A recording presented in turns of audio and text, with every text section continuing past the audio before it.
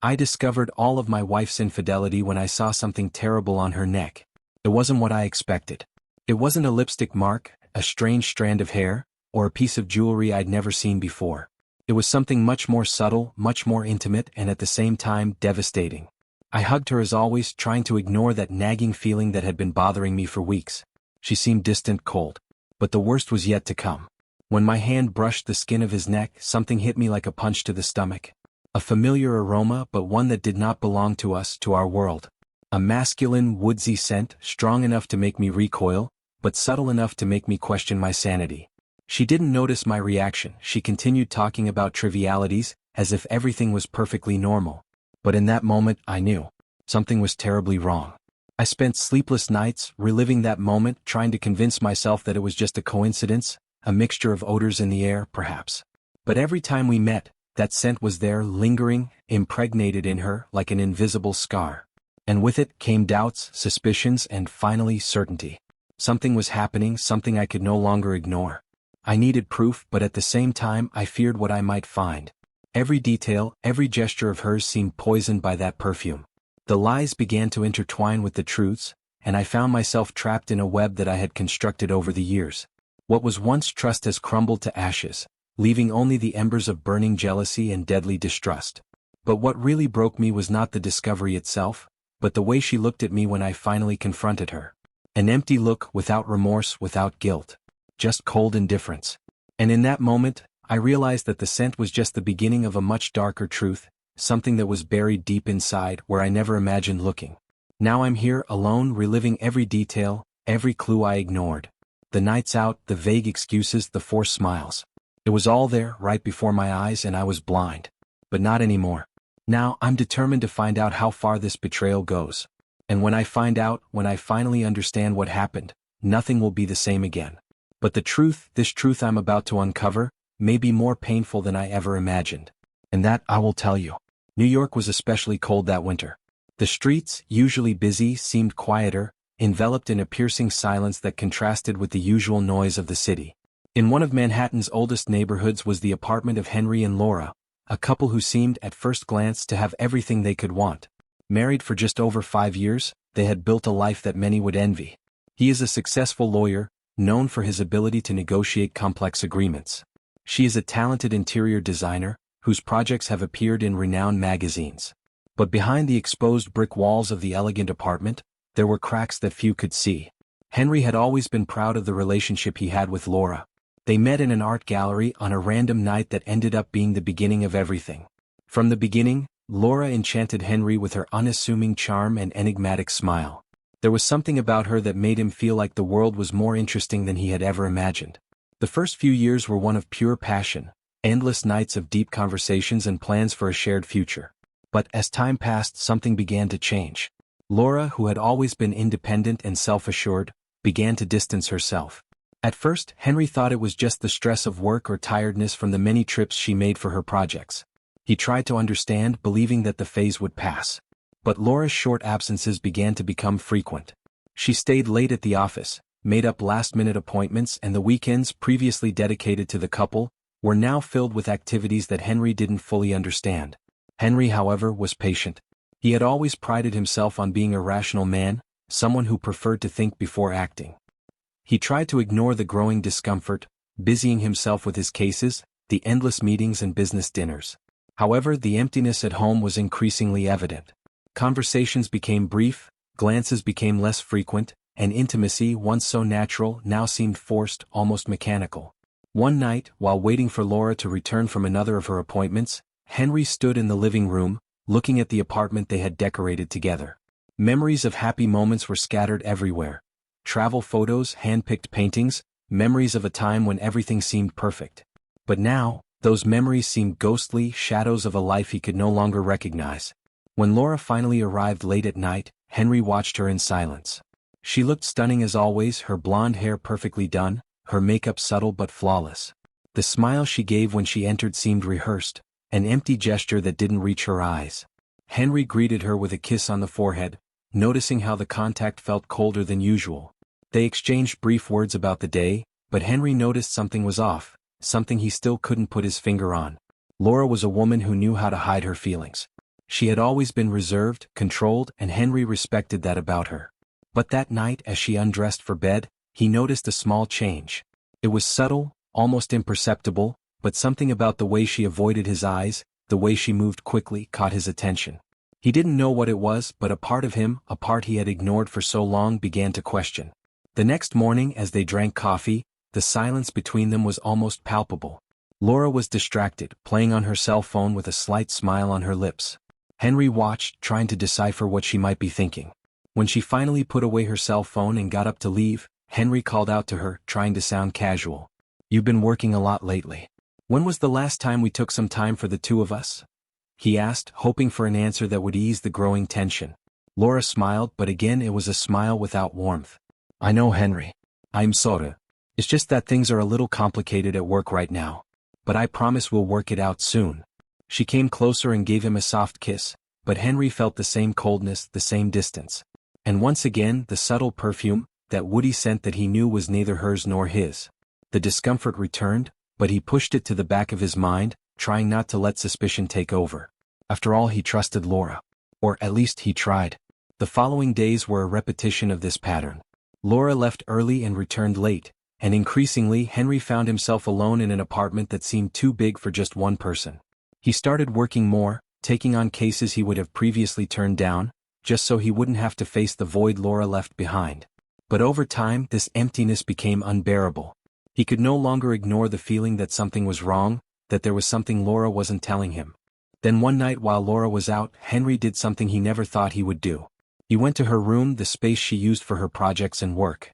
He opened drawers, rummaged through papers, looking for anything that could explain what was happening. He found nothing that could confirm his suspicions. But the simple fact that he was doing this, of invading her space, made him feel a weight in his stomach, a guilt that he couldn't dispel. When Laura returned, he tried to act normal, but she noticed something was different. "Are you well?" she asked, looking concerned. I just had a rough day at the office," Henry lied, forcing a smile that he knew was unconvincing. But Laura didn't press. She just nodded and continued with her routine as if nothing was wrong. But Henry knew that behind those familiar gestures, there was something more, something he needed to discover. And so, the distance between them grew, fueled by unspoken secrets and prolonged silences. What started as a small doubt turned into a suffocating certainty. But Henry still wasn't ready to face the truth. He still believed he could save what was left of his marriage, that things could go back to the way they were before. But what he didn't know was that sometimes the truth is much more painful than any lie. Meanwhile, New York continued at its frenetic pace, indifferent to the personal dramas of its inhabitants. The city lights shone brightly, as if trying to overshadow the shadows forming inside Henry's heart.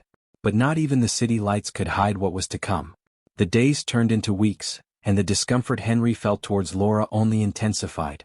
He began to pay more attention to details that he previously ignored. Laura's long absences, the phone calls that she answered hastily and always in another room, the increasingly flimsy excuses about unexpected meetings and last-minute commitments. Henry was not naive. He knew something was wrong, but he still clung to the hope that it was all just his imagination. However, the presence of that strange perfume permeated on her skin was something he couldn't get out of his head. It was silent proof that there was a third element in that relationship, something or someone he still couldn't identify. One night, while they were having dinner at a restaurant they used to frequent, Henry noticed that Laura was more distracted than usual. She was fiddling with her cell phone under the table as if waiting for a message. When he asked something trivial about her work, Laura responded vaguely without really paying attention. Henry, already used to the recent distance, just watched. He didn't want to provoke an argument, but the tension between them was palpable. Even the waiter noticed, avoiding prolonging the interaction and serving the dishes in silence. When dinner was over, Laura asked to go alone to a work party she had mentioned. Henry accepted, but the decision weighed heavily on his chest. He wasn't a controlling man, he always trusted her, but now everything seemed like a game of shadows. Upon returning home alone, he found himself in front of the bathroom mirror, staring at his own reflection, trying to recognize the man he saw. It was as if a part of him was disappearing, sucked away by that growing distrust. Henry wasn't sure what motivated him that night, but something inside him snapped. He grabbed his coat, left the apartment and called a taxi. "I told the driver the address of the party Laura had mentioned, but I didn't expect to find her there." When he arrived at the place as suspected, she was not there. The event was real, but Laura had not attended. A wave of anger and frustration washed over Henry. He returned home and for the first time he felt the urgent need to confront her, but he held back. Instead he waited. He spent hours awake looking at the clock until finally, around 2 in the morning, Laura entered the house. She seemed surprised to find Henry awake, but quickly covered it with a smile. "You didn't need to wait for me," he said, with a sweetness that only increased Henry's distrust. But he remained silent, watching her as she walked to her room. When Laura lay down next to him, Henry noticed that perfume again.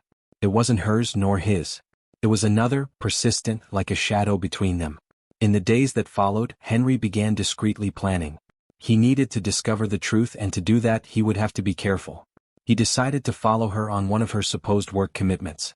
He didn't know what he would find, but he was determined to face whatever came. When the day arrived, he watched her leave, dressed as elegantly as ever, but with a sparkle in her eyes that he hadn't seen in a long time. Henry waited a few minutes and then followed their steps, keeping his distance so as not to be noticed. Laura didn't go to the office.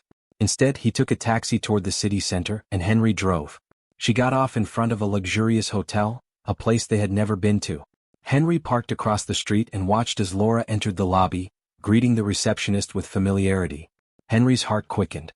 He wanted to confront her right then and there, but a part of him knew this wasn't the time. He waited, watching her disappear into the elevator. The wait was unbearable, every minute an eternity. Hours later, Laura left the hotel. The smile on his face was different, lighter, as if a weight had been lifted from his shoulders. She looked like a different person, more alive, more radiant. Henry felt the impact of this vision like a blow. He knew what was happening in that hotel was not innocent, but the shock of the confirmation left him paralyzed. He followed her until she stopped at a flower shop. Henry saw Laura buy a bouquet of roses, something he hadn't done in years. She got back in the taxi and headed home as if nothing had happened. When Laura came home that night, Henry was sitting on the couch, waiting. He watched as she placed the flowers in a vase and commented on what a wonderful day she had had. But Henry couldn't pretend anymore. The silence between them grew, an invisible barrier that now seemed insurmountable. However, he did not confront her. Not yet. Instead, he watched her more closely, trying to find some clue that he was wrong. But the truth was before him, undeniable, and with it, a deep, growing pain. Over the next few nights, Henry could barely sleep. He heard Laura's every move, every step she took around the house, and his mind kept going over the events of that night at the hotel. The pain of betrayal was turning into something more, something dark. Henry realized that despite the love he felt for Laura, he couldn't ignore what was happening. He needed answers. And most of all, I needed a plan. The idea of revenge began to form, a thought he would have pushed away before, but now seemed inevitable. The relationship between them, which was already fragile, began to deteriorate quickly. Conversations became almost non-existent, and the silence, which was once comfortable, was now unbearable. Henry began to investigate on his own, looking for clues that would confirm his suspicions. He checked the phone bills, the credit cards, even the messages on her cell phone, but Laura was careful. There was no concrete evidence, just that lingering scent, permeated on her like an invisible mark. Henry knew he could no longer delay the confrontation. The moment of truth was approaching, and he would have to be prepared for what came next. Henry was at the edge of his sanity. Every minute that passed without answers, every moment he spent at Laura's side, knowing what he knew, only increased the pressure in his chest. He could no longer continue living in that suffocating uncertainty. The need to discover the truth, to finally face what was happening, became irresistible. Determined, he waited for an opportunity, a moment when Laura could no longer escape his questions, where she would have to face what she was doing to them. This opportunity came one night when Laura once again returned home late. Henry sat in the living room, the lights dimmed, the room enveloped in a stillness that contrasted with the storm within him. He heard her come in, her heels clicking on the wooden floor, the rustle of her purse as she placed it on the sideboard. Laura stopped when she saw him there in the dark, with only the soft light from the street illuminating their faces. She hesitated for a moment, as if she felt something was about to happen. "Henry? Everything is fine?" Laura's voice sounded cautious, almost worried, but there was something more there, something Henry could no longer ignore. He stood up slowly, his eyes fixed on hers. "We need to talk, Laura." The tone in his voice made Laura stiffen. She knew that moment would come, but she wasn't prepared to face it. Still, he tried to maintain his composure. "Sure about what?" Henry didn't look away, standing firm, controlling the anger that was rising inside him. "About us. About what's happening to us." Laura took a deep breath, trying to remain calm. I know things have been difficult lately, but it's just a phase, Henry. We're both busy, it happens. But Henry was no longer willing to accept empty excuses. It's not just that, Laura, and you know it. He took a step forward, approaching her, smelling that perfume that haunted him again. There's something more, something you're not telling me. Laura blinked, trying not to show nervousness. What do you mean by something else? That perfume. The words came out harsher than he intended. That damn perfume you wear. He's not yours, never was. I feel it every time you come home, and every time I feel it, I know there's someone else involved. Someone who shouldn't be. The tension in the air was almost palpable. Laura looked at Henry for a long moment, trying to gauge what he really knew. But upon seeing the resolute look on his face, she realized there was no denying it anymore. She knew she was trapped. Henry, Laura began, but her voice trailed off. She didn't know how to finish that sentence. Who is he, Laura? Henry's voice was low but firm. There was no more patience or understanding there, just the need to know the truth. Who is he? Laura hesitated, her gaze dropping to the floor. She knew this was the moment of truth, but the words wouldn't come out. She knew that anything she said could destroy everything that was left between them. But I also knew that Henry wouldn't give up. Finally, with a heavy sigh, she looked up to meet his. It's not what you think, Henry. Her voice was soft but filled with guilt. It's not just one person, it's not just one case. Henry blinked, confused. That didn't make sense to him. What do you mean? It's more complicated than that, she murmured, looking away. I met someone, yes, but that wasn't all. I felt trapped, suffocated, and this person made me feel alive again. It was like I was living a life that wasn't mine, and I needed a way out. Henry was silent, trying to process her words. He expected anger, pain, but what he found was something darker, a feeling that there was something much bigger, something he hadn't anticipated. What do you mean that wasn't all? Laura took a deep breath, knowing there was no turning back. I found someone who made me question everything, Henry. Not just our marriage, but who I am, what I want in life. It wasn't just an affair, it was an awakening. And I didn't know how to deal with it. Henry felt the ground disappear beneath his feet. He was ready to hear about physical betrayal, about a lover. But this was much deeper, much more destructive. So, you don't love me anymore? The question hung in the air like a knife. Laura closed her eyes for a moment as if wanting to escape that reality, but finally she responded, almost in a whisper. I don't know, Henry. I don't know who I am anymore. Those words broke something inside Henry. The anger he felt was replaced by an overwhelming emptiness. He realized that what was lost was not just the marriage, but the person he believed Laura to be. And now he found himself faced with an impossible choice. Keep living that lie or face the harsh reality that their love might be long dead, buried under the weight of secrets and regrets. And that perfume? Henry asked, his voice hoarse, tired. What does it mean? Laura hesitated before answering. It belongs to the person who showed me this other side of life. It's not that I use it on purpose, but sometimes I let it stay with me as a reminder of what I felt. Henry felt a lump tighten in his throat. All he wanted was to explode, to scream, to demand answers that would ease the pain, but instead he just nodded. And now, what do you want to do, Laura? She looked at him, tears forming in her eyes. I don't know, Henry. I really don't know. The silence between them stretched, heavy and painful. They both knew there was no easy answer, that any decision would be fraught with pain. And deep down, they both knew that that conversation was just the beginning of something that could destroy them forever. In the days that followed, silence reigned between Henry and Laura. Neither of them had the courage to resume the conversation, to dive back into that emotional abyss that now separated them. Henry became more introspective, spending long hours at the office, avoiding returning home until late at night. He tried to focus on work, but his mind couldn't escape the chaos that was his personal life. Every time he looked at the ring on his finger, he felt the weight of broken promises and shattered dreams. Laura, on the other hand, isolated herself even more. She avoided Henry, avoiding any situation that might force a new argument. She spent more time away from home, immersing herself in work or in empty social gatherings that only served to distract her from reality. She knew she was being cowardly, but she simply didn't have the strength to face the consequences of her choices. One night, Henry came home later than usual. The apartment was dark, except for a dim light coming from the bedroom.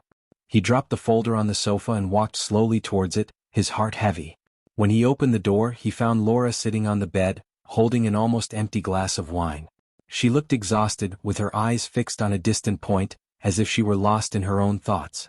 "We need to resolve this, Laura," Henry said finally, his voice breaking the silence. She didn't respond immediately, just took a long sip of wine before turning to him. "I know," he murmured with painful resignation. Henry came over, sitting on the edge of the bed facing her. "This cannot continue like this. We are just existing without actually living." Laura nodded but said nothing. There was so much that needed to be said, but the words just wouldn't come. The truth was that they were both trapped in a cycle of pain and regret, unable to find a way out. "I wonder when it all started to go wrong," Henry continued, more to himself than to her. "When did we lose control of our own lives?" Laura looked at him, her eyes shining with tears she was trying to hold back. "I don't know. Maybe it was gradual, maybe it didn't have a specific moment. But at some point we stopped being who we were, and I don't know if we can go back." "I still love you, Laura," Henry confessed, the pain evident in his voice. "But I don't know if that's enough." The words hung in the air, filled with despair. They knew that love, no matter how strong it was, could not erase everything that happened. There were hurts that could not be healed, wounds that could not be forgotten. "I love you too, Henry," Laura finally replied, her voice a whisper. "But I got lost and I don't know how to get back. And maybe there's no going back." Silence fell between them again, but this time it wasn't empty. It was a silence full of understanding, of a painful acceptance of the reality that they had both avoided for so long. They knew that what they had, what once brought them together, was beyond rescue. And in that moment, they realized that sometimes the hardest thing to do is admit that love isn't enough to fix everything. Henry took a deep breath, feeling the weight of the decision he was about to make. "Maybe it's time to move on, Laura? To leave the past behind and make space so that we can find happiness, wherever that may be." Laura closed her eyes, allowing the tears to finally fall. She knew he was right. There was nothing more to say, nothing that could save what was already destroyed. And so, sitting there side by side, they accepted the inevitable. The love that once brought them together had transformed into something unrecognizable, and the only thing left was to let it go. As he stood up to leave the room, Henry stopped at the door and looked back one last time. "I hope you find what you're looking for, Laura." "In truth." She nodded, unable to respond, and watched him disappear down the hall. And with that, they both knew that this was the end of a story that was once beautiful, but now needed to be closed. After that night, the atmosphere in the apartment changed drastically. Silence was no longer a consequence of distancing, but a mutual decision. Henry and Laura coexisted in a kind of silent truce, a tacit agreement that the direct confrontation was over but that the outcome was yet to come. Each one dealt with the situation in their own way. Laura took refuge in work and her long walks around the city, while Henry, still attached to the idea of a resolution, immersed himself in reflections that consumed him. Henry was trapped in a dilemma that was eating him up inside. He knew the separation was imminent, but there was something inside him that refused to give up completely. After all, how could I simply leave behind years of shared life, memories that had been so carefully constructed? And yet there was the matter of betrayal, of the breach of trust that seemed impossible to repair. What he feared most was discovering that even if he tried, he would never be able to forgive Laura, that the ghost of betrayal would always haunt him, even if he decided to move on with her. Laura, on the other hand, was also facing her own demons. The truth she had revealed to Henry left her even more divided. She knew she had hurt the man she once loved deeply, but she also couldn't deny that something inside her had changed. The relationship with that other person, which had started as a simple escape, evolved into something deeper, a need to find who she was outside of marriage. But this search, which brought her so much relief, also left her with unbearable guilt. How could she justify her desire to be happy if it meant destroying the life of someone who loved her? The moral dilemma the two faced unfolded slowly, in each unspoken conversation, in each glance exchanged. Laura knew she needed to make a decision, and that continuing to postpone it would only prolong their suffering. She thought about leaving the house, about giving them both space to breathe and reflect on what to do next. But something was stopping her, perhaps the fear of the unknown, or perhaps the guilt she still carried. Henry, on the other hand, began to question his own motivations. Did he really want to save the marriage, or was he just trying to preserve the image of a life that no longer existed?